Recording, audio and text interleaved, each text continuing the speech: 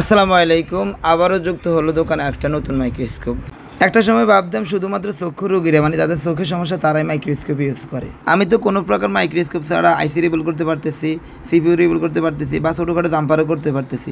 আসলে ওইটা ছিল ঝড়ে বগ মারা, মানে ঝড়ে বগ মারতাম। বর্তমানে মোবাইলের হার্ডওয়্যারের কাজ করবেন কিন্তু মাইক্রোস্কোপ থাকবে না, এটা ভাবাই যায় না, এটা অসম্ভব। যুগের সাথে তাল মিলিয়ে আপনি এখনও মাইক্রোস্কোপ নেন নাই, আপনি জানেন না আপনার কাজকে এই মাইক্রোস্কোপ কতটা গতিশীল করতে পারে, কতটা স্মার্ট করে তুলতে পারে। বিশেষ করে আইসি রিবলের কাজ অথবা সিপিইউ রিবলের কাজের সময় মাইক্রোস্কোপ ছাড়া এই কাজ করা অসম্ভব, কারণ বোর্ডের প্রিন্ট উঠে যেতে পারে অথবা বল উঠে যেতে পারে, আর ফেড জাম্পারিং লাগলে তো কোনো কথাই নাই।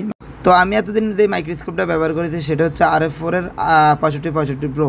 তো এটার ক্লিয়ারনেস প্লাস জুমিং দেখেন, এবং এতক্ষণ যে মাইক্রোস্কোপটা আমি সেট আপ করেছি সেটার ক্লিয়ারনেস প্লাস জুম কতটুকু আসে দেখতে হলে কন্টিনিউ করতে থাকুন। আর আরেকটা কথা, এই মাইক্রোস্কোপ কত দিয়ে কিনেছি, কোথা থেকে কিনেছি, এবং এই মাইক্রোস্কোপ কেনার 1 মাস পর আমি আজকে ভিডিও পোস্ট করতেছি।